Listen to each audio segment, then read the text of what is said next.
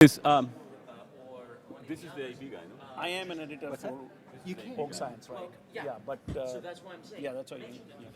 Yeah. I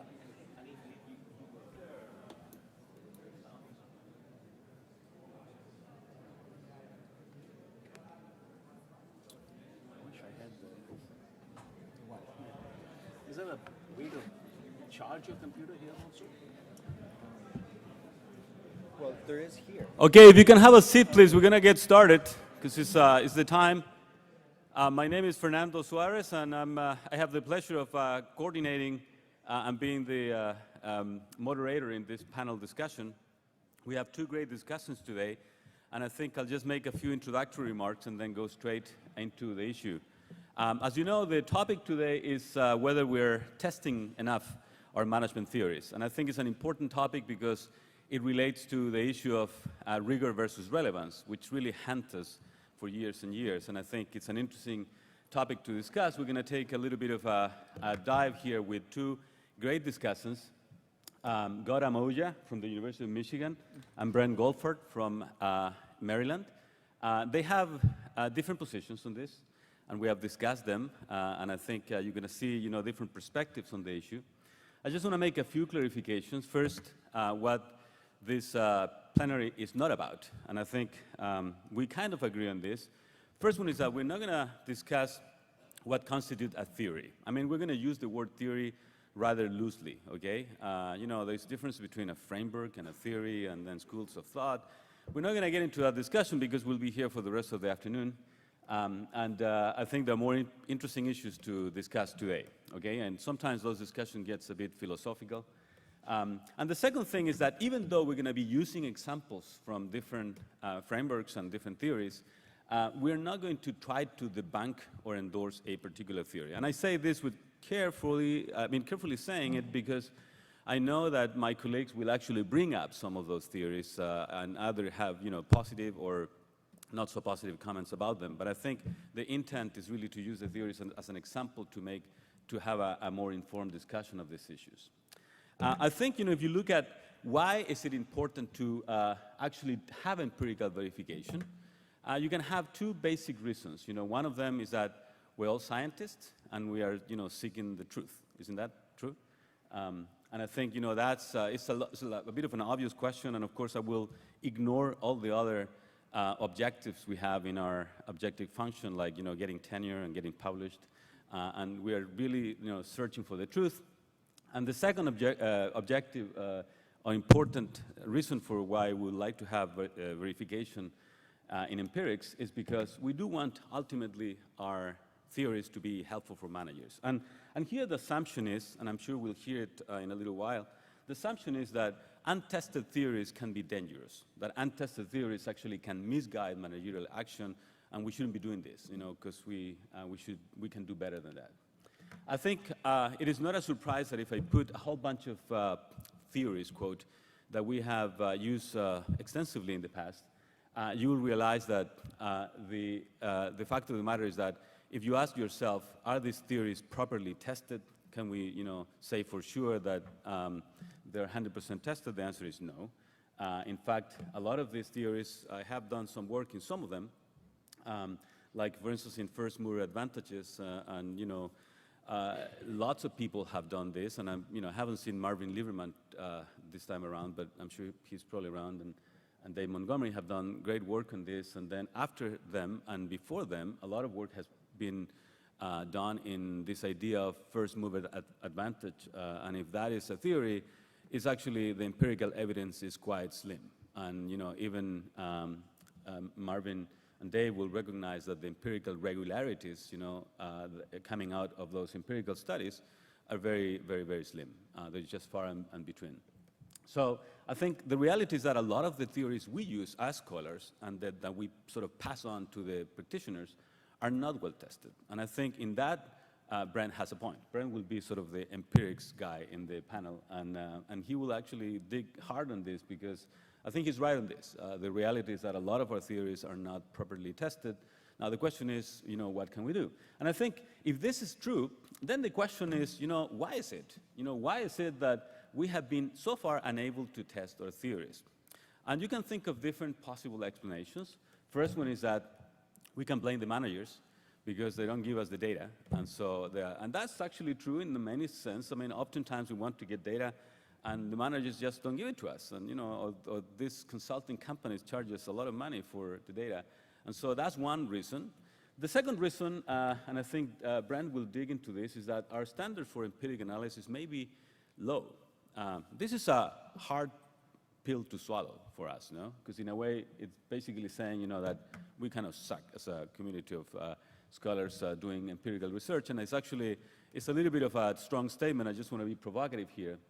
But another possibility would be that our peer community does not reward replication and testing.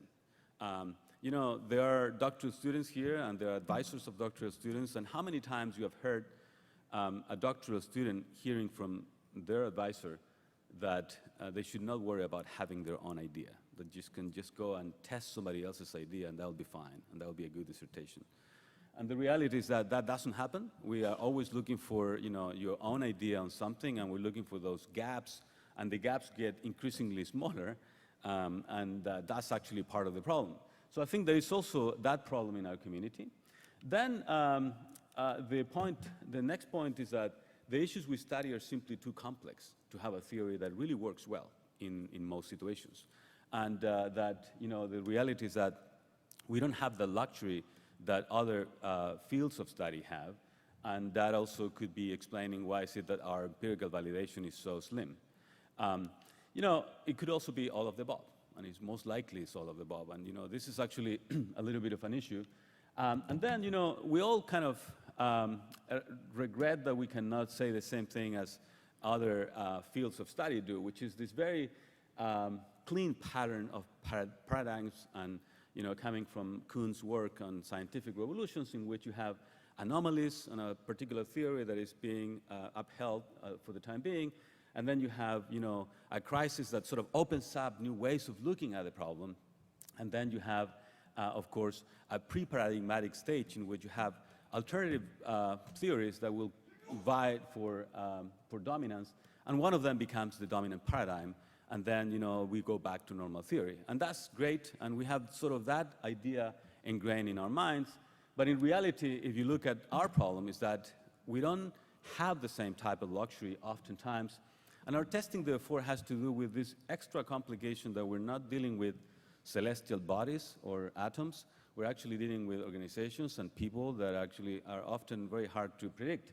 And the reality is that when you look at that Kuhnian circle, I think it's easy to conclude that we typically don't have the last stage. I mean, I think, to be honest with you, if you look at all of the theories that I just mentioned, I think we kind of live in a perennial state of pre-paradigmatic stage, in which we have lots of theories that overlap. I mean, think of how many even taxonomies that overlap. Think of how many taxonomies of innovation we have, just to begin with, in the TIM division. And so I think, there is also an important understanding here that, perhaps the idea that we have about replication and about paradigms and, testing something that becomes the norm and accepted by most scholars is probably a luxury that is harder to come by in our field. But Brent might argue, and I think he will in a little while, that we are in kind of a golden era of testing. Why? Because, well, many things. First of all, the internet and IT systems now are ubiquitous, and we have a lot more data than we had in the past. I remember, I see Jim Auerbach sitting here. I remember when we were doing our papers, I spent weeks in the library collecting those data. Now, actually, you can get on the internet and find a lot of data that is actually readily available. I've been talking to some people, young people, that are in the market this year, because we have an opening, as many schools do, and I've been surprised of the richness of the data sets. They're granular, they're very micro, very interesting data sets. So I think this is actually true. I mean, we have more opportunities now. Then the second thing is that we have a lot more computer power. And this, I don't need to repeat this, but what we have today in our laptops is actually amazingly powerful. And that, together with big data sets, large data sets, allows for better testing. And then finally, I think it's true that we have all learned in our profession to be more careful with the methods. And this idea that you have a whole bunch of different methodologies developed in the last decade or two that allow us to be a bit more careful and a bit more precise in terms of what we are measuring. And I think, I don't think we're going to get technical, but probably Brent will discuss some of the importance of that issue. Of course, this emphasis on methods also is a double-edged sword, because, of course, first of all, you have to agree with me probably that even though we have had this important improvement in the methods, the reality is that our progress in testing the theories has been rather slow. I mean, we still, we've been doing these things for 10, 20 years now, many of them, and we still cannot say, for some of the theories if they're really working or not, in which situations. And maybe, Brent and Gautam will have a different opinion on this. But I think also there's a danger that has been discussed by many, that, oftentimes when we just focus on methods, you actually can have the unwanted scenario that you end up actually doing nice answers for very unimportant and small questions. And that's something that we all have to be aware of in the empirical testing of things. So I think, it is fair to ask ourselves if management theories are only useful if we can properly test them. And I think on this, let me just recap what I said, but I think, there are too many important nuances and situations which are different. We don't have the same idea of replication as in other, and I know Brent will speak about replication, so I want him to address this idea that, yes, in physics and in other sciences, you can actually replicate and you can actually experiment and change different conditions. In our field, replication is trickier, to say the least. And then finally, the idea that, our own understanding of how things work, which is what we use to test, is actually socially constructed, which is also important because that means that we have our own lenses that might not necessarily coincide with the real truth, if there is one out there. And then the second thing is that I want to rescue a concept put up together by Carl Weick in his 1995 book. And he was talking about accuracy versus plausibility. The idea that, sometimes it really doesn't help to be, or to try to be accurate, and sometimes the plausibility will actually trump accuracy because plausibility acts as a platform for action. And I thought when I was preparing this introduction, I thought that concept was actually quite interesting. The idea that we can actually think of theories, or the usefulness of a theory, not only when they are properly tested, because, as I said, perhaps we can never properly test a theory, but in our field, but when we think they are actually a good platform for action. And when I say action, I want to say two things. I'm not just referring to the practitioners, but also scholars. So I took the two theories that I know my colleagues here will be speaking about today, which are, core competences and disruptive innovation, and both of them will be talking about this. And I actually just look at the impact on our scholarly field. Just first of all, just a simple count of one publication for each of these authors. So this is just one pub impact, and you see the impact is really quite amazing. More than 10,000 sites for the Christensen 97 piece, and more than 20,000 sites for the Hamel and Prahalat 1990 piece. Of course, you can say, well, Google Scholar catches everything, and that's not, strict enough. So here's just the same thing, but just looking at 6 journals that a lot of people consider sort of the top journals in strategy and innovation. Those are the list there, and the impact is pretty impressive still. And I have to say, our doctoral student Diego Zunino was helping us in this graph, so I want to express that gratitude to him for putting together this data.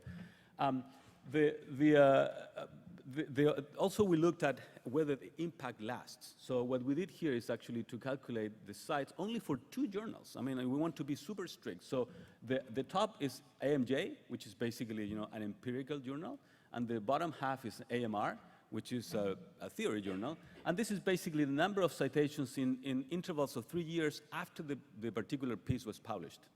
And as you see here, what I want to highlight is that these are not fads. These are not fads that die after 2 or 3 years. These are actually things that scholars, because these are AMJ and AMR, that's it.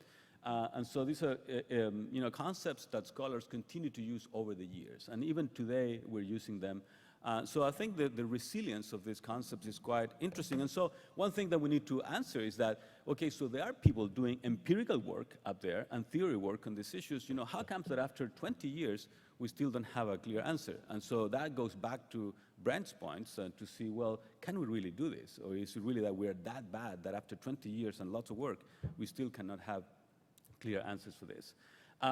So I think, you know, it's actually even more interesting when you look at dissertations. So what we did is actually we looked at dissertations, doctoral dissertations that have in the title or the abstract. So this is pretty stringent, title or abstract, the word core competence or disruptive innovation. So these are people that at the center of the work actually are using these concepts. And what you see there is even more striking, that, you know, not only the amount of usage over time has remained super high, but they're still increasing in some cases. So I think, you know, what I'm trying to say with this is that I think, you know, these theories for us as scholars have been useful. I mean, useful, we might not side with a theory in particular, but have been useful as platform for action, and in our case means platform for thoughts and for actually improving our own understanding of phenomena. So I think, you know, the other question that I think we need to address, and this is actually what originated this whole discussion, was, are these things useful for managers? And in here, you know, you can say, well, and I think this is pretty much what Brent's position would be on this, that, you know, management theories which are not validated by empirical work are not very useful because, you know, we might be misguiding managers.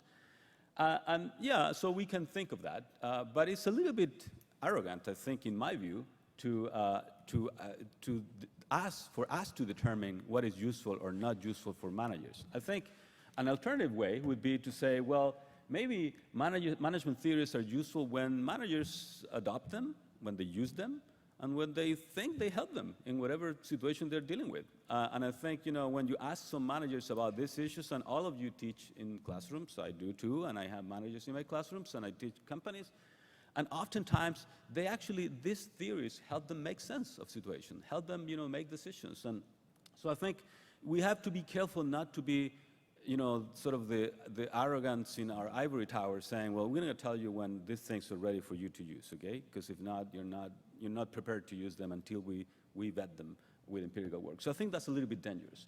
So what I'd like to do is, and of course, you know, the reality is that,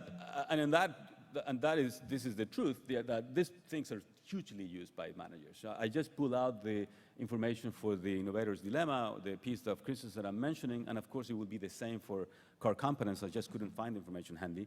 But it is true that they're widely used. I mean, you know, number one, selling books, you know, and lots of distinctions from the practitioner side, so there's no question they're using it. And according to a lot of the anecdotal accounts, they're also, you know, if they keep on using it, it's because they find it useful. That's would be my thinking. So in finishing up, I would like to, you know, to just end up with a provocative point. So how about if our theories cannot be tested? So how about if we, you know, even if we try, for all of the reasons I just discussed, the theories cannot be tested, do they still have value? And I want to end up with this story that actually, that it was a story passed on by a Nobel Prize winner and then rescued by Carl Weick in his 1995 book, but it's actually a much older story. And in fact, even Weick published it way before. And it's this famous story that our OB colleagues will recognize right away of these Hungarian soldiers that got lost in the Alps during a heavy snowstorm. And you know, the people in the base camp thought that they were totally lost and dead because after 3 days up there with this heavy storm, there was no way they could come back. But after 3 days, surprisingly, they reappeared. And when the lieutenant that was in the base camp asked them, you know, what is it, how do you manage to get out of this thing? And they said, well, you know what, we thought we were totally lost and almost dead, and then one of us found a map in his pocket, and that, you know, calmed us down. We waited for the storm to pass a little bit, and then we actually found our bearings and found our way out. And when the lieutenant asked to see the map, he realized that it was not a map of the Alps, but it was a map of the Pyrenees. So, okay? So that's the old moral, and it's a well-known story, but I think it's actually important here because the moral is that, you know, maybe our theories are not precise, maybe they're not accurate, maybe they will never be because of the situation, but maybe they're still helpful for managers because they serve as platform for actions. Okay, so these are the two things that we'll be dealing with today. think of our theories as in a perennial pre-paradigmatic stage in which we'll just use them as platform for thought and action, or that would, I think, will be Goddam's position. Maybe I'm guessing. And then I think what would be Brent's position is the second one, which is to strive to spend more effort with better methods to perform replication studies, and actually we can validate these theories. And maybe, again, the answer would be all of the above. So, okay, it's a good time to get to our panelists. Did we decide on the order? Fine with either order. I think it'll be probably interesting to just go with Brent first, just because I think you'll be putting some contrast to this presentation. Thanks, man. Let me get your stuff up. Good morning.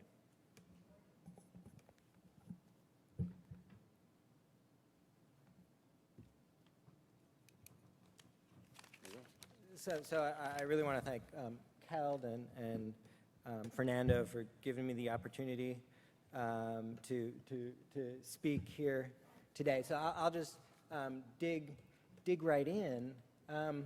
So I kind of think we have a dual responsibility as scholars. This is very much what Fernando mentioned. We need to speak to ourselves correctly, but we also have to be pretty careful when we talk to practitioners, because some of our advice has real implications. And, in some sense, at least in terms of how we speak to ourselves, our problem is not unique and profound, and it has this kind of complication that goes back to Bacon, kind of the father of the scientific method, if you will. And he says, I can't remember which aphorism this is, but human understanding is of its own nature prone to suppose the existence of more order and regularity in the world than it finds. We like patterns, and we like to ascribe meanings to patterns, and often we do that when we probably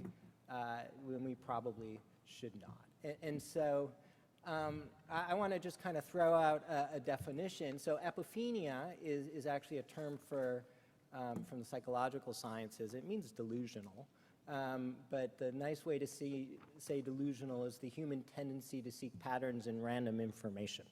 Right? But that really just means delusional. And Andy King and I have coined a term called scientific apophenia, which isn't a pathology in the medical sense, but it's when you assign inferential meaning when limited statistical power should prevent such a conclusion, or when the data are just random. So we kind of distinguish, there's really two types of things. There's like the real false positives, there's nothing there, but we see something. And there's probably, about half the time, it's probably more like, there might be something there, but it's really weak, doesn't explain it a lot, so you're kind of seeing a very weak signal.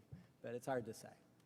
And there's kind of three causes, or three flavors of this, if you will. There's the searching through asterisks. I'm just going to run a whole bunch of regressions over and over again. Something's going to turn out significant, and woohoo, I found some new, very interesting and significant in the statistical sense result. And Rich Bettis talks about this. And then over in the psychologists are very worried about p-hacking, and we should be too, where you kind of nudge samples and specifications to confirm your strong priors. And there's one thing that we're particularly guilty of, which I call kind of the availability problem. If it's published, it's true. Right? We do not go back and question things once they come out. So Annie King and I looked at this in a forthcoming article, and we looked at 300 papers from SMJ, AMJ, ASQ, Management Science, and Org Science from the last 2003 to 2012. It was the last 10 years when we started the project. And here's what we find, 26 or 40% of the results would not be replicated in a repeat study. So let me say that again. 1/4 to 40% of hypothesis tests in our leading journals would not stand the test of replication, where replication means, again, would show up at a 5% or 95% confidence level. Okay? So let me say this again. This is a big problem. Okay? 1 in 20 findings should replicate, should not replicate rather, and we find that up to 8 in 20 will not replicate. Okay, so that made us kind of worried a little bit. I'm really going to focus on, for the rest of the talk, first of all, of course, I encourage you all to go read my paper, but after that, I'm really going to focus a little bit on the availability part, which we haven't, which really isn't the focus of that paper. And the question kind of comes down to, what does a single study really mean? And when you get an estimate from a distribution, what are you actually getting, right? So you're getting one estimate, that's my x there, and you say, well, here's the most likely distribution of the x, of my coefficient, right, of my estimate, and it's most likely that one, but that's one draw from the distribution. That's what a coefficient estimate actually is. That's why they call it an estimate, right? But so it could be coming from that distribution, in which case there's a lot of times there's no effect, and it could be coming from this one, which would say that the mean effect is 0, and this is what we call false positive. Okay? And the only way to really know this is to keep running more tests. And if you keep running more tests, then you get a much better estimate of the distribution, right? And that's what replication does. And that's why we have to replicate, and that's why looking at a single study really doesn't tell us almost anything about the way the world works. All it tells us is this is something really interesting that requires further study. So I think oh, that was supposed to be, that's kind of where it is. That's not quite a false positive, but it's not quite what we thought in the beginning.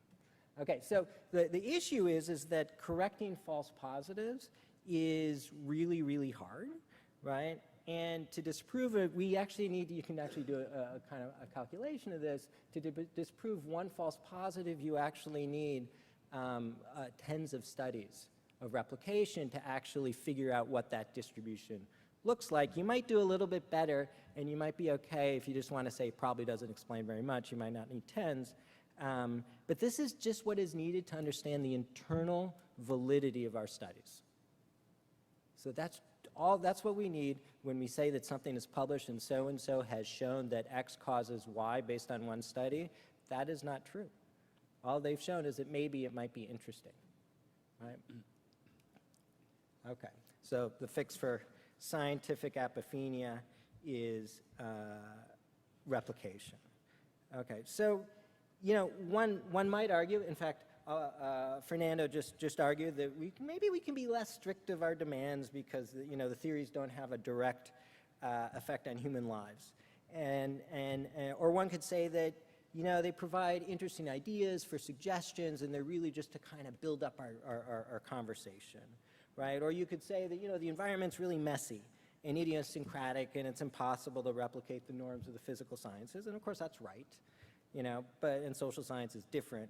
But we can do much better than we are doing, right? And in the process, when managers follow some of our theories and they're wrong, that costs a lot of money. Like billions of dollars get invested based on theories that have very little empirical and explanatory value.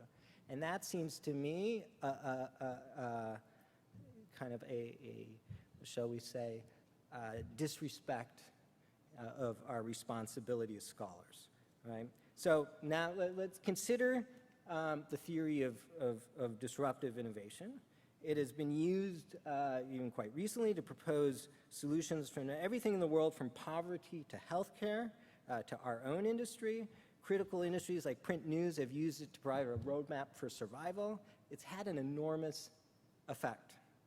Okay, and so if you actually do, I did a kind of the poor man's version of the citation count search, right? So you can look, I looked for disruption theory, and Google told me that there were about 33 million results, and that's kind of the top one. That's what comes up. In fact, it's my picture. Well, actually, it's not my picture, but very close to it, right? And here I look for competitive advantage, and we learned what Wharton thinks is a good keyword, and it also, the very first thing is about Michael Porter stuff. So, disruptive, it seems odd that disruption theory should have as much as kind of something that sits at the foundation of our field, which is how do you get sustained competitive advantage. A recent HBR article, in fact, suggested that the reason for the downturn and the long recovery was that firms were not engaging enough in disruptive innovation, right? And it had a nice explanatory theory, right, which seems a little bit surprising given everything else we know in the world. So these are bold claims, and surely we should test it carefully, okay? So on the one hand, there have been some scholars like Ron Adner who has done a really constructive job clarifying the assumptions of demand and what needs to go into the theory. And just to kind of go over this, per Christensen and Bauer, a technology, later in the innovation solutions this becomes an innovation, but nevertheless, it's disruptive if it redefines what performance means. Right? And then this becomes a problem for the incumbent firms if the disruptive technology, I guess I should go back to this, if the disruptive technology eventually becomes sufficient to satisfy the incumbents. And the incumbent, then of course the incumbent has to fail to transition to the new technology. And then here's the key thing. So Christensen and Bauer's theory, the theoretical point is that the mechanism by which this happens is some sort of failure due to managerial short-term incentives and routines that reward the servicing of existing customers, right? And this leads the incumbents to ignore the disruptive technology. So, you know, what's the support? All right, so is the theory supportive? So it depends on where you look. In the scholarly literature, I would call it at best tenuous, right? So in fact, the evidence that the theory is a helpful description of the disk drive industry does not actually stand up. This is Clay's data, right? And this is predicting whether a company entered a new niche market, and the best predictor of whether a company enters a new niche market is whether they have production and sales experience. So the basic premise of the basic premise of the theory is not validated within the prototypical example that's used to support the theory, right? And this is a refutation paper, refutation with an F, that Andy King and Chris Tucci published in Management Science in 2002, which is nobody's heard of because it has the very attractive title of Incumbent Entry into New Market Niches, the Role of Experience and Managerial Choice in the Creation of Dynamic Capabilities, right? So it doesn't say, is disruption right, which probably would have attracted a lot of readers. I know for a fact in the review process, it was toned down to accommodate existing viewpoints. So this internal validity of King and Tucci's work has been supported in related work on disk drives by McKendrick from Silicon Valley to Silverthorne. Hank Chesborough finds no evidence of incumbent failure for Japanese firms. And of course, Jill Lepore in the New Yorker in 2014, was it 2014? I think it was 2014. She wrote, she pointed out that one of the disrupted American firms, Seagate Technologies, had won $14 billion in revenue in 1993, long after it had theoretically failed. Right? So, and of course, the great and sadly late Stephen Klepper has actually shown many benefits to incumbency, right? Not only within the same industry, but within related industries. In fact, he and Ken Simons have a very nice paper talking about how radio manufacturers were able to transition very well into television, right? And of course, the values of incumbency in automobiles in Silicon Valley, in fact, that is the basis of his theory. So now, I want to be really clear. I don't mean to say that creative destruction does not happen. That's not my point at all. That would be silly, in fact, right? I'm really focusing on the mechanisms articulated by by Christensen's theory, right, of disruption, and of course, the prescriptive remedies that really go with that. So, you know, the problem is in the popular literature, disruption is everywhere. Wikipedia lists dozens of examples. The consulting firm InnoSight, I think that's Christensen's firm, lists dozens more. According to Jill Lepore, almost every entrepreneur in Silicon Valley claims to have a disruptive innovation. This morning, I just read about how Reddit, like that disruption in the real estate industry really isn't happening. Instead of the real estate industry is changing the disruptive innovator, right, making it more like everybody else. Here's the TechCrunch Disrupt conference. Ecosystems of disruption. You know, in fact, Christensen and his co-authors list 77 examples. These are numerous to suggest that the theory has a great external validity, like it's a good broad-based theory. But, you know, what does a case study really do? Recall that a case study is a description of a single industry. That's one dot on the distribution. That's one observation, right? And at best, you know, it can tell us that there's something interesting. It can prove an existence case, but nothing more. It's difficult to generalize for one particular example, or as Jill Lepore wrote a little bit acerbically in the New Yorker last year, nowhere, and she's quoting, nowhere in the history of business has there been an industry like disk drives, Christensen writes, which makes it a very odd choice for an investigation designed to create a model for understanding other industries.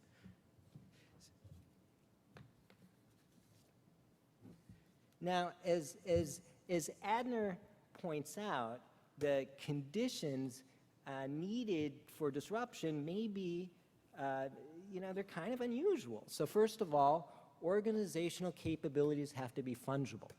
So if you were good at one thing, there's an assumption you're going to be good at the next thing, right? And it's got this really weird demand structure. So the incumbent customers will like the new technology, but the new tech customers won't like the old technology. You have to have it so that the new technology serves these other customers, and eventually it gets good enough so that the incumbents will buy the old one. Right? The trajectories of the development have to be increasing in both. Right? And if that doesn't happen, it doesn't actually fit the theory. Right? And firms must only be able to search locally. They can't have this broad-based search. They can't be aware of things going outside, because if that were the case, they wouldn't be myopic. Right? So all these conditions have to happen. And lo and behold, when you actually look at that, so Clay Christensen and his co-authors have found about 77 cases.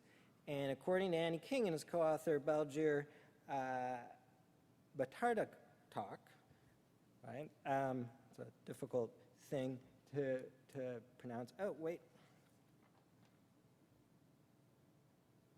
Oh, sorry. I skipped something. So this reminded me of this cartoon. So I want to go through this cartoon with you guys because I like cartoons. And it gets to the problem with having unsupported series, the science news cycle. So look at this. So you can't read it very well, but you know, you start out your research, and you know, A is correlated with B, given C, assuming D and under conditions E, right? And then how does it do that? So then there's a press office, and your university has a PR office, in case you didn't know that. And for immediate release, scientists find potential link between A and B under certain conditions, right? And then the newspapers get this, and where are the newspapers? Oh, and so here we go. Once the disruptive product gains a foothold in the new, that's too bad. There was a newspaper thing, and the newspapers then they get rid of they just say A causes B, right? And then so once the disruptive, so this is what Christian Rayner write. Once the disruptive product gains a foothold on new or low-end markets, the disruptors are on a path that will ultimately crush the incumbents. Note that there are no caveats in this statement. So here we go. Newswire's organization A causes B, and then we turn this in, you know, it's no longer A is correlated with B, it is A causes B. So basically what we've done is we've outdone the cartoonists, because we start with A causes B, and that makes it a lot easier for all the press and everybody else. So look at 77 cases cited by Christensen and his co-authors, right? And Andy and Balgir look at they say, okay, so what do you need for this to be true, right? So you need that the incumbents have to be engaged in the sustaining innovation, right? And a lot of times, the incumbents simply are not engaged in sustaining innovation at all, right? So, and he considers several examples. Probably one of like a really nice one that Clay talks about is meat packing. So there used to be these butchers in the like last century, 2 centuries ago, and everybody hated them because they were using like really crappy, American Revolutionary War methods to process meat. And along came refrigeration and railroads and the original assembly line, which was called the disassembly line, and they were able to oust those guys. So, but it's not reasonable to think that those incumbents, all those local butchers, right, were engaging in any sustaining innovation. Another example is that sustaining innovations actually overshoot their customers' needs. Well, think of like, a form of surgery. What does overshooting mean? You've reduced the likelihood of death too much? Like, what is that? Right? It doesn't actually necessarily make sense. So, so there's maybe 22% of the cases where that happens. And then if you look at 3 at the bottoms, that the incumbents had the capabilities to respond, I don't know. Did railroads really have the capabilities to respond to the highway system and automobiles? Probably not, even though they were disrupted by the superhighway system. Right, so maybe not. So like that, maybe not such a good prescription for those companies. Or did the U.S. Postal Service really have the opportunity or the wherewithal to respond to AOL's email? That seems kind of a ludicrous sort of statement. And if it does, why didn't FedEx do it? Right? Because what's the difference? So, and then of course that incumbents fail, and a great percentage of the time the incumbents actually do not fail. So of the 77 cases cited by Christensen and his co-authors, only about 9%, which I'll help you with the translation, that's 7, actually conform to the theory. So I guess I'm a little bit jealous, right? Because look, The Economist named The Innovator's Dilemma as one of the 6 most important books about business ever written. I was like, gosh, I want to do that. I want to write a story that explains 7% of the variation and have somebody say it's one of the 6 most important books about business ever written. That's fantastic. I didn't know it was so easy. So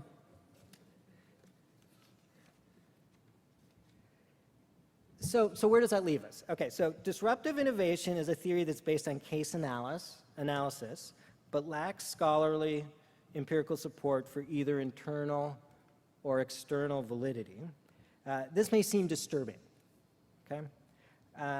But in fact, this is the way of many theories. This doesn't disturb me too much, right? A scholar comes up with a theory based on some evidence or what maybe incorrect evidence, but nevertheless something that's kind of provocative and interesting, and then the invisible college chips away at the theory, and this is a scientific process at work. We shouldn't be so disturbed by this, right? But I think that there's something bigger at work here. Not only because you guys were supposed to laugh at that. I thought that was kind of a funny joke. I guess it's not. Okay. Not only because the theory of disruptive innovation has had such a high effect, I think this story points at the danger of allowing theory to be developed on a biased sample of cases. Here's what I think the real problem is. Tellis sounds out the first Gerard Tellis sounds out the first warning bells, more in the marketing literature. Jill Laporte kind of amplifies them, and I think that King and Batartoga kind of really bring it into tune.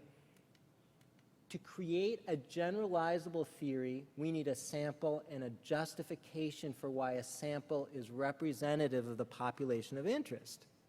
This is basic science.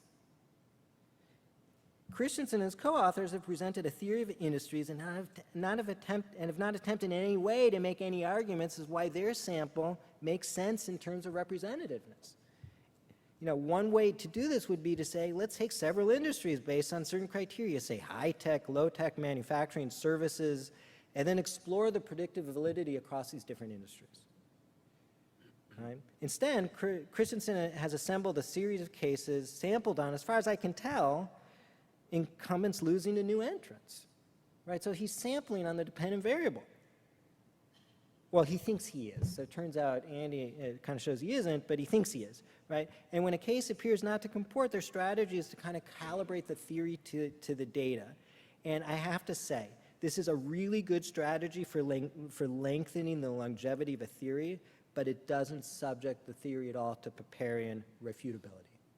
And this is a problem. This is a fundamental violation of the scientific methodology, and but it hasn't prevented illustrious scholars in our field, and certainly practitioners, for citing Christensen as gospel.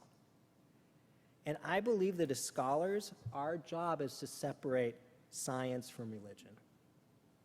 Thank you. Thank you, Brent. So we'll continue with Gautam. You use the podium, Gautam? It's going to be a tough act to follow. Well, let me begin with a question. That's it. So, Yeah. the question is very simple. We've got about 100 people in this room. Give me an illustration of something that our field has discovered, a theory broadly defined as Fernando laid out earlier, that you can actually share with managers, and that is empirically validated in our world. Tell me. Hey, there's 100 people. Yeah. Okay, and exactly how much would that help any manager that would be willing to, is that, the point is it also has to be a little non-obvious, right? Yeah, yeah. Okay, so that's it, because otherwise what's the point or utility of the exercise? So if it's going to be just what they already know, there's no market for that information. Okay? I'm just trying to understand what is it that we are actually selling to that world. Now there is another world which consists of all of us here who have a different process or a different role in society, and I'll come to that in a minute. But tell me, there's got to be stuff, right? Things that we've replicated, yeah? Intellectual property rights favor license. Pardon? Intellectual property rights favor license. Okay, so you want, yeah, so that basically if you have a right on something which cannot be, sort of, well, it depends. Again, there's a contingency there. It's not very useful in China or India, right? But the point is, if you get to that, how non-obvious is that? How counterintuitive is that? Well, many people talk about the weakness in intellectual property rights, and not many people realize that there isn't an upside. Okay, yeah. See, the point I'm making is that I can take, to go back to Brent's idea of replication. Probably the most replicated study in our field, or most replicated relationship in our field, has to do with diversification, right? Literally, there are hundreds of studies. For those hundreds of studies, what do we know? So what is the answer to the related or unrelated diversification puzzle? What should we tell managers? Should they diversify in a related fashion, or should they diversify in an unrelated fashion, or should they not diversify at all? What is our consensus on that? Anybody with an answer? I think that's the single largest studied thing in our business, right? And actually, Ellen and I just completed or are working on a paper where just answering that simple question, we could find no way, I could find 40 ways to contravene it, but no cumulative evidence at all, right? And here are 100 of the smartest people in the field, and we're having difficulty uncovering we haven't even gotten to three. Three things that the market, that managers thinking for half an hour don't actually figure out for themselves. Right? So that's the first part that I want to know, is that in our business, there is no empirically validated theory to share with anybody. Right? So there is nothing that actually we come up with that we have historically been able to establish in 35 years, at least nothing that I could think of very consciously. Maybe there are extremely minute things, but I'll come to that in a moment, right? So the idea here is, and the idea is that findings of theories from strategy research that are supported by empirical evidence incontrovertibly, and of these, how many are actually used by managers after we had established them empirically, right? So maybe there's another question. How many companies can you name that have focused on a strategy, model, or theory, call it whatever you want to, and that is conclusively associated with their success? Because this is a field that claims that we are trying to help firms make the most possible money. So give me an illustration of companies that you know and you can tap them onto, here's a theory they used and they were successful. Can we do the opposite? Huh?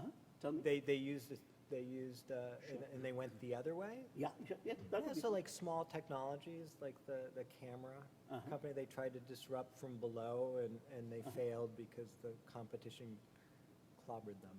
And now, if we take this into the domain, so how were we so confident that that the theory was actually guiding their decisions? Well, Clay advised them. Okay, well, that's possible. But see, the point is, in all of this, we could. I mean, I have no idea whether, you know. Again, I don't want to get into any single specific theory. So I don't care about, you know, what a precise illustration here is for those things. All I want to say is, as a general principle, because I want to make a bigger point here. And the bigger point is, what do we actually do research for? Right? What is the goal of research, or in an applied field such as management? So I'll come back to that in a moment. But so it seems to me that there are three hard truths we should all face up to. First of all, the practice of management very rarely awaits empirical evidence. That's not new. It always happens. You know, we are often at the rear guard of what happens, and we're not at the vanguard of things. Almost no strategy frameworks or models have hard support, where I define hard as incontrovertible and marketable. And at the same time, it's very difficult to associate specific frameworks or models with corporate outcomes, right, in any large sample setting that we'd like to be racing. So the question is, why does that happen? Why do you think that the practice of management very rarely awaits empirical evidence? Because again, see, everything that Brent said, I believe in terms of, as a scientist, if I am thinking about the progress of science. However, the objective before us was not whether it is about the progress of science, but whether managers should wait for us to validate things. And that's why I want to tackle that aspect of the problem. So why do you think it is that the practice of management rarely awaits empirical evidence? Yeah? Why did they not wait for all the, you know, hundreds of, you know, refinements that could be done? Any thoughts? Yeah. See, the thing is, managers are focused on a competitive edge, some uniqueness that gives them an advantage. By the time a regression discovers a positive association between a strategy and its outcome, very likely the strategy is already diffused so widely that its employment will not confer a significant advantage, right? So if you wait, see, statistical analysis works on the basis of averages. What managers like to pay for is the exception, the outlier, right? And so that is one aspect of this story. Let's go to the second question.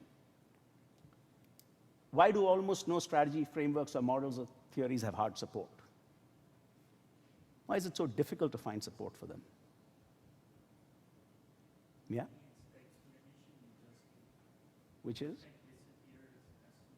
And that's one possibility, that the effect disappears as everybody absorbs or diffuses, you know, the thing, and you can go back to Armour and Teese, and you see that very clearly in that period 1 and period 2 analyses, okay? Mm-hmm. Anything else? Yeah? Yeah, another way of framing that idea would be that almost everything that is reasonably counterintuitive that we can possibly hope to advise people for also tends to be very complex. There are multiple interactive relationships there, and it is very, very difficult in our socially driven science to actually have some kind of a, you know, experiment that allows us to parse that thing very, very closely. And so the point is that even when you establish a theory, usually some part of it is still uncovered, you know, is still not in place, and you've got to go along and work with it. Finally, why is it so difficult to associate specific frameworks or models with corporate outcomes?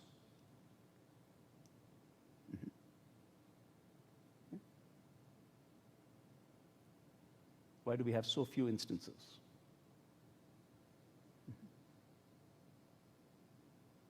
Yeah. See here, I think the important thing is that, and this I think is really the point I wanted to make out of this extended sort of play, which is that we have the luxury and in fact the responsibility of testing things in ceteris paribus conditions so that we can isolate the partial effects of things. Managers almost never have that luxury. So any finding that we do validate is only of partial interest to the manager because they're never going to be holding other things constant. So, and where I'm going with this is that what I want to understand is from a manager's perspective, what is the purpose of the work we do? Right? And that's the goal here. So the idea here is this, since this is not something that they can really ever manage, the idea, even if we establish something very, very closely, they're actually going to see a multiple sort of regression context where they can't separate the regressors, so they've got to play with that, right? So the idea is that, and that brings us to the broader question. What are all the reasons we do research in the first place? Okay? And you can think of, so what are some of the reasons we do research for? Mm-hmm.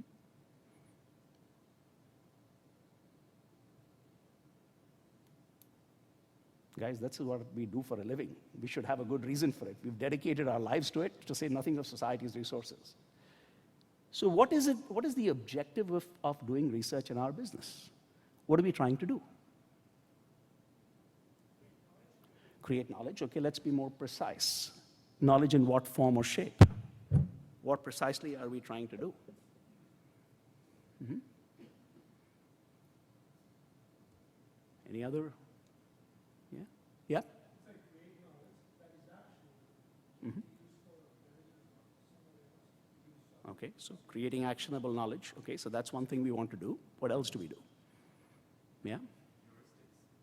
So create heuristics for, again, action in some fashion. Is that the idea? Or simplification of cognitive decision making and so on? Yeah? Okay, what else? Okay, establish benchmarks, provide an empirical basis for what the world looks like, a descriptive empirical basis. What else?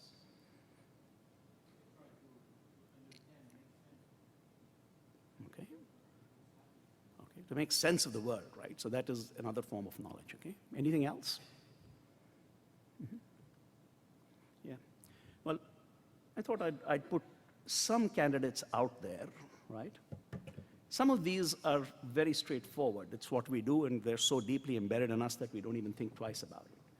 So, first of all, we try to establish the causes or non-causes of event theoretically, right? The old causality question. Then we say, well, let's establish empirically the causal effects of courses of action, right? We try to validate this. That is the subject of, this is what we do. Sometimes we don't even have a theory. So this is whereas, Brent's first slide was, theory without evidence. This is the idea of evidence without theory. We put down empirical regularities in terms of what they do and so on and so forth. But it's the fourth one that I want to highlight, specifically in the context of what we do in business schools and in our field of management, which is that I think a very important part of research is simply, and that's the reason I think that to some level, society sort of subsidizes us. Just think of the entire resource commitment to the research enterprise made by society. If at the end of all of that effort for 35, 40 years that our field has been around, in an audience like this, we cannot come up with 4 or 5 great findings that would not have been obvious otherwise, I'd say people will be asking a lot of questions of what they spent their money on, right? So if you think of it from that perspective, there's got to be something else beyond the actual outcome of our research that they are paying for. And at least my conjecture is that partly one of the reasons why society subsidizes us is it's not the output of the research that's relevant, but it's the process itself. That we, and some of the ways that it does is, first of all, we try to develop abstractions that can be used to characterize the world. But a very important one is the second one. And this is actually goes back to go back to Ayer's idea of what do we try to do, create knowledge. I'm going back to Huber's classic definition of what is learning. It's an expansion of the range of potential behaviors available to the decision maker. And that is a very, very big component of what is really significant in what we do from a practical perspective. So it might be the case that only 9 of the 77 studies were consistent with the pattern that Brent was identifying. But in part, that's missing the point, because the point of that type of research, or that kind of, where the output is the actual manager, is not to think of all the places where this thing is, or whether or not this is the true for the general case. What is important is, does it add to the set of possibilities that I, as a manager, consider? So I'll take this, though I said I will not take any illustrations. In this particular case, I will take an illustration. I'll take the one that Brent talked about, which is that Brent showed us the entire, going from bottom to top and all of that. And all of that I buy. I think that's the thing. The issue is this. What is the true value of a theory of disruptive innovation? Now, first of all, we do have an implicit market value there, because clearly there were lots of companies that were interested in it. But the other part is, what is the default assumption made by a manager? That I will be knocked over by something that is cooler and sexier than I am. And where does the attention of the manager focus? On that cooler and sexier part of the world. So they're looking at things above them and saying, that's where the threat's going to come from.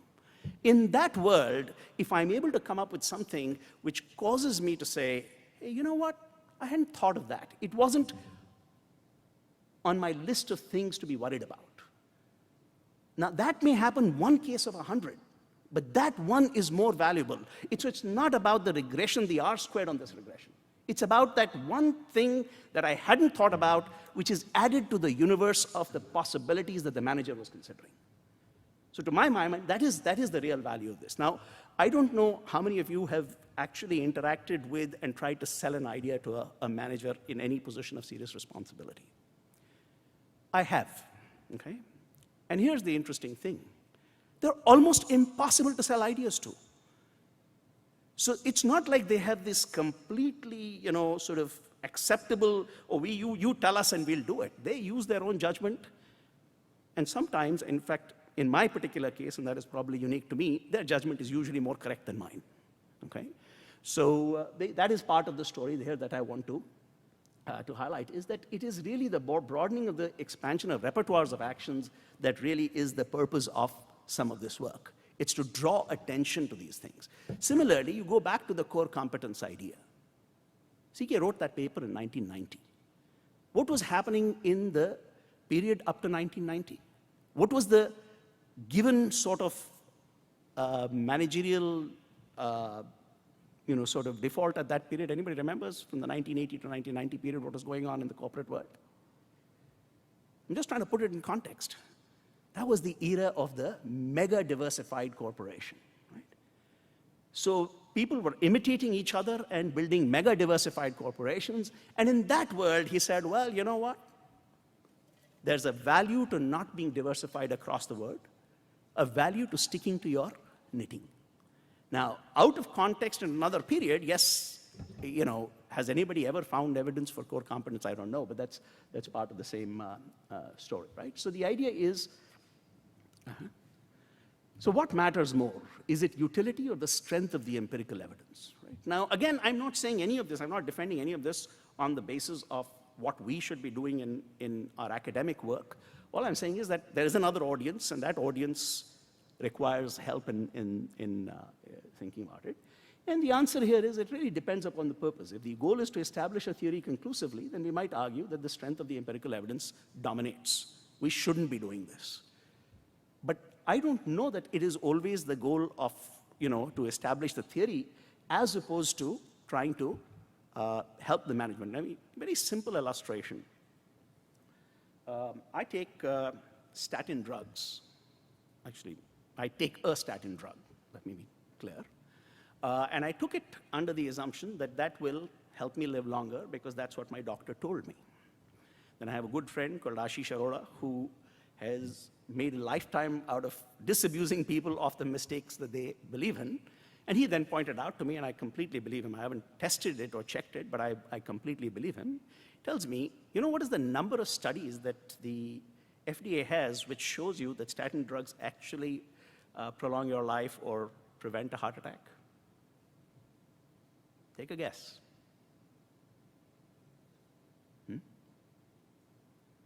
It's a very simple number. It's the easiest of numbers. It's actually 0, okay? Now, take that a little bit further. So we're talking about, validating theories before putting them into action. Now, it turns out that in another context, just recently, I had a family member who had some health issues, and they asked me, because I'm in principle in my family, they think because I'm a doctor, DR, I should have the answers. And so they asked me to, because they're looking for some very frontier research because the situation is fairly serious. And so they asked me to look up what was the state of the art of treatment. So I actually went to the thing. So in this case, lives are depending on it. And I actually pulled up what the doctor had recommended and what the FDA had to say about these drugs. And what was interesting to me is that these drugs had been approved by the FDA and were going to be taken by people whose lives depended on them. And the actual analysis, if you look at it, they had multiple mechanisms of action. And how much of this theory was actually validated? What do you think was the author's sort of take on this? What were they saying?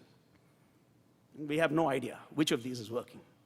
All we can tell you is, here is the control sample, here is the treatment sample, one got a better result than the other, ergo go ahead and jump into it. So the point is that the empirical validation often doesn't occur at the theoretical level, even in the basic sciences or sciences where people actually die when you make wrong decisions.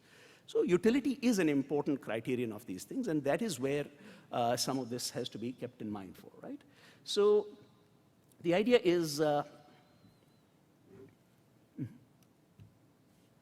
now, at the same time, and let me go back to what Brent had earlier brought up, is why is empirical evidence important, right? So if I take my own argument to its nth conclusion, then anything that is plausible and expands the manager's range of potential behaviors is a defensible publication.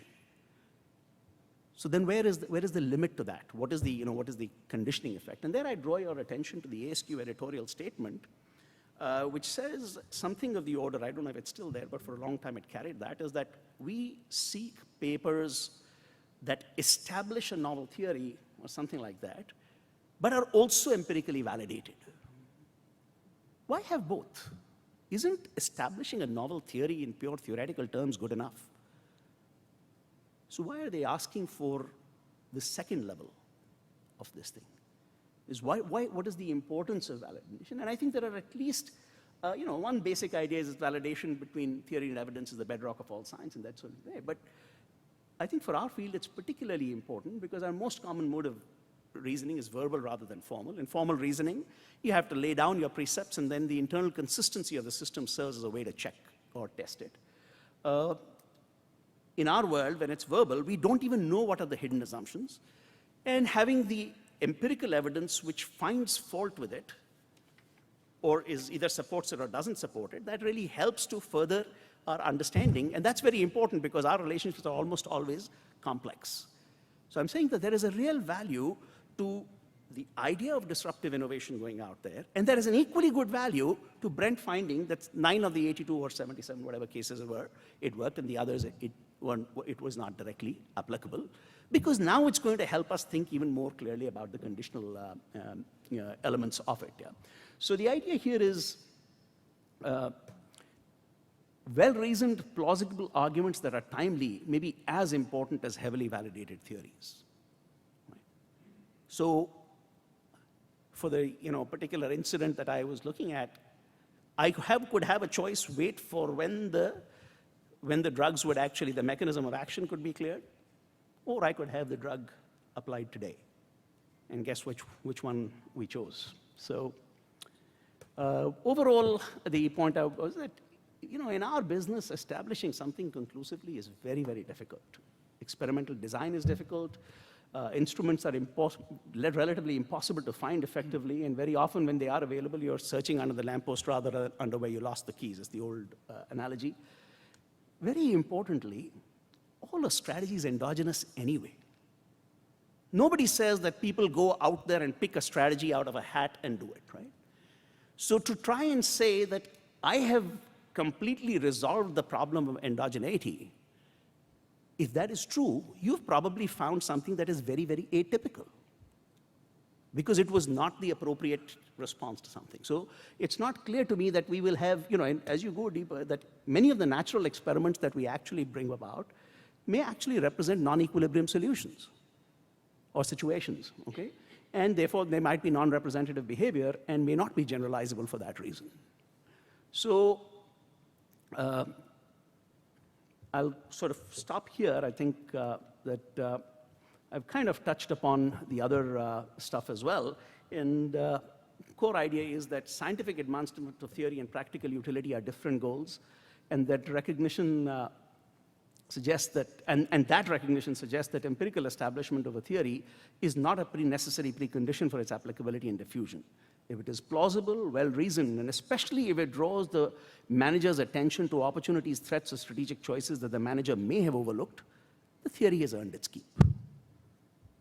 Okay, thank you. Thank you, Gautam. Thanks a lot. We have a few minutes and we have 2 microphones for questions here or comments from the audience. I think that'll be interesting. We have lots of people with much experience in research here. So if you want to voice your comment or a question for any of the panelists, there was interesting opposite perspectives, I think, in many ways.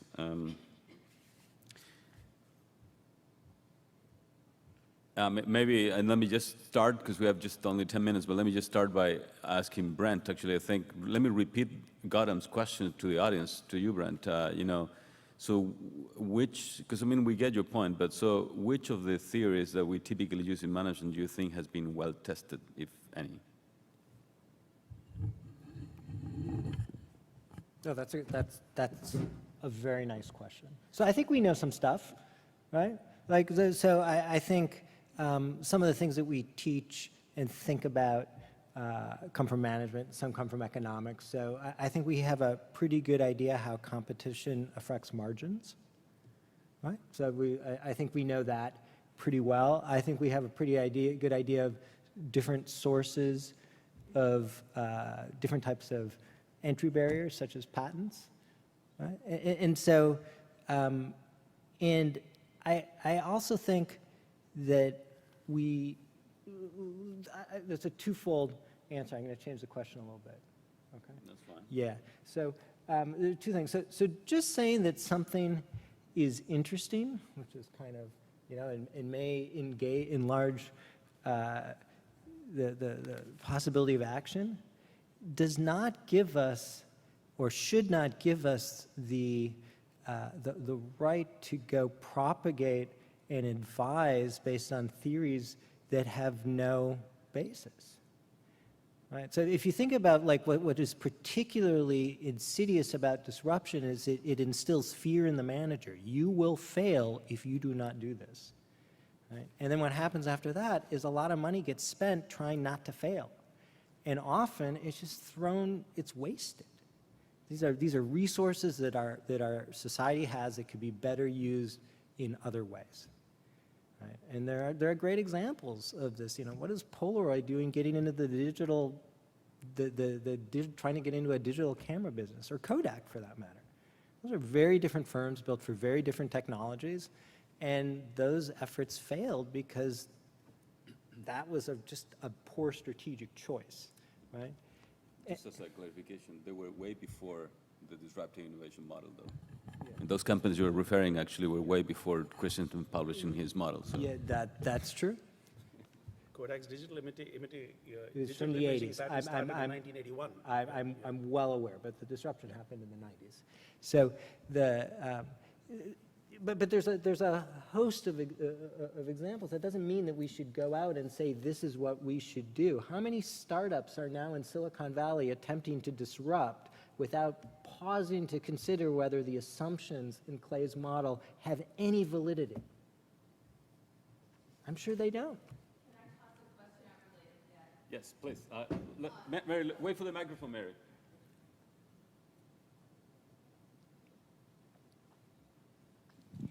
So Brent, I would argue that many of the folks using the term disruption have no idea what Clay's model actually says, and they are simply using the term disruption to mean doing something innovative or different.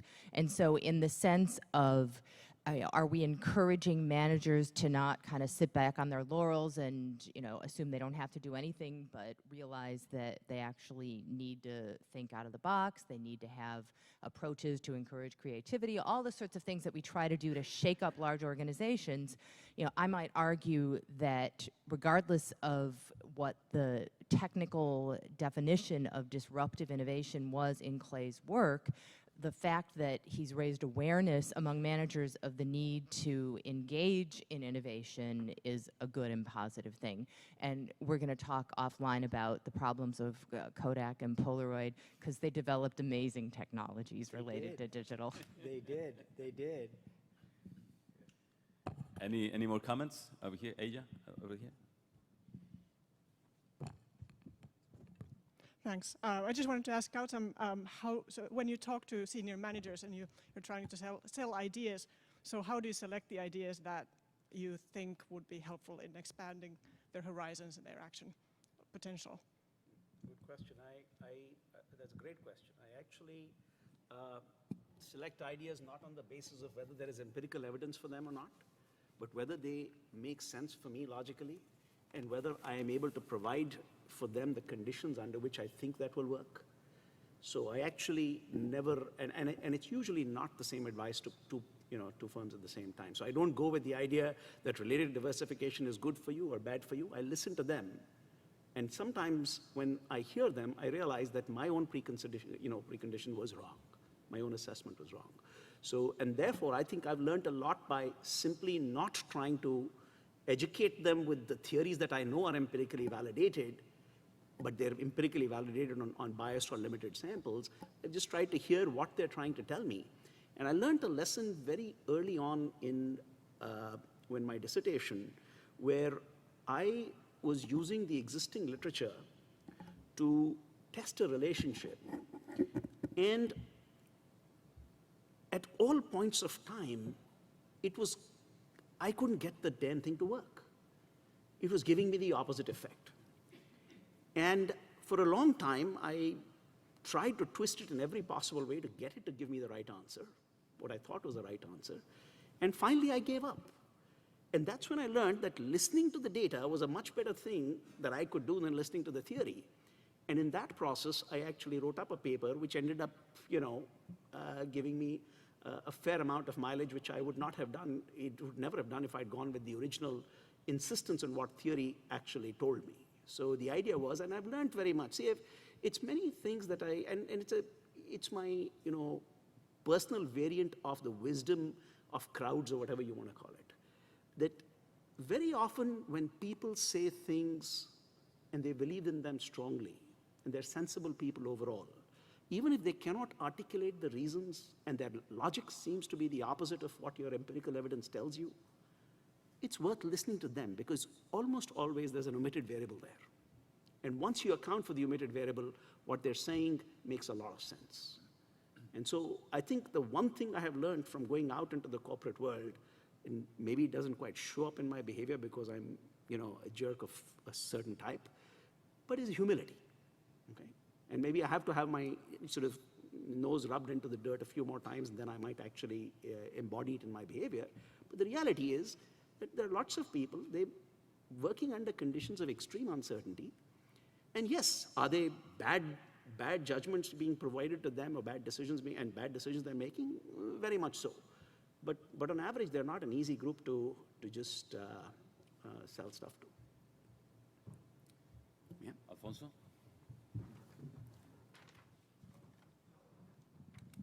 Well, first of all, let me thank you guys. I mean, these were two very profound presentations, and I learned a lot. And I moved throughout from one side to the other side, and then I realized in the end that clearly you guys took an extreme position to make the point, but it's very clear that you are far closer to the middle on the issue. Let me just make one point. And this point, we have talked about managers, but there is also another community we talk to, and this is our students. And somehow in talking to our students, we face a very important problem and different from the managers. When you talk to a manager, he or she has a particular company and a particular problem in mind. When you talk to students, you're talking to a bunch of people whom will actually do very different things in the future, and you have no idea. So basically, when you have to talk to them, you have to think of something general enough that would be useful to them. And this is why I think we cannot escape generalizations in our field. So even when we teach a case study, we teach a case study because we think that that case study, it's useful to a bunch of them to make a general point. So we do have a model in mind, even when we teach a case study. And in that respect, the credit I would like to give to Brent is that if we have the wrong model in mind, or if we have the wrong theory, I think this is a problem. And so I welcome the idea that let's at least have some generalizations that actually work, of which we are confident about. But then, of course, there are all the issues that Gautam is raising that we should also be careful about. Thank you. You want to respond to that? Sure. Any of you? Yeah, I think Alfonso is raising a very, very valid question, that our responsibilities to our two audiences, even in the practical world, are different. And again, I think I'll go take a cue from Ayaz. What do I actually do about it? So one of the things that I have historically maintained right from the first day of class, and I show it as this thing, is that, remember, everything I'm telling you, almost everything I'm telling you, can either be contravened, you can find evidence on either side of it. So the only argument that you have is that we have this collective intelligence in the room. There are 95 of us. If something doesn't make sense, speak up. And the first time that somebody challenges me or challenges somebody else, I make a point of celebrating it. And the message gets around very clearly is that there are no sacred cows in this room. Right? And the idea is that it is a very incomplete state of the field that we are providing you, a sense of the field that we are providing you. And I completely agree with you, because I take it to one extreme. Every case is selected only because I can, at the end, come up with a generalizable model at the end of it, right? And it may have certain contingencies and so on, but that's what I'm leading to. And then I leave it for them to make the call. And it's amazing how many times those 95 people, somebody has drawn attention to. And the easiest empirical evidence I have of this is when the first time I teach a case, the notes that I write down, which was my unstinted, fully informed, scientific this thing, and the 10th time that I teach it, and it is amazing how much transformation has occurred along the way.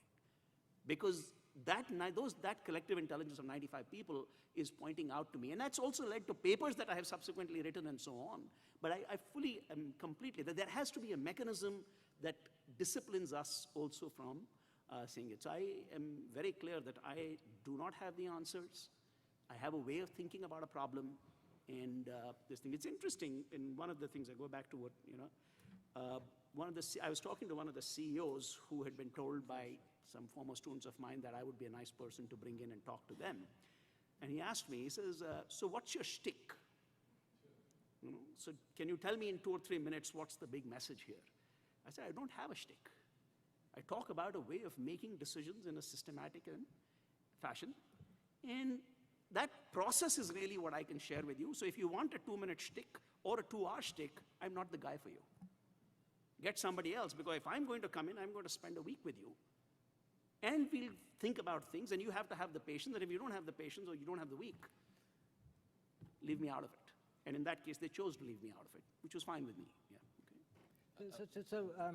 I really appreciate it. And I think at the end of the day, Gautam and I agree on quite a bit. I agree with Alfonso. I think that's true.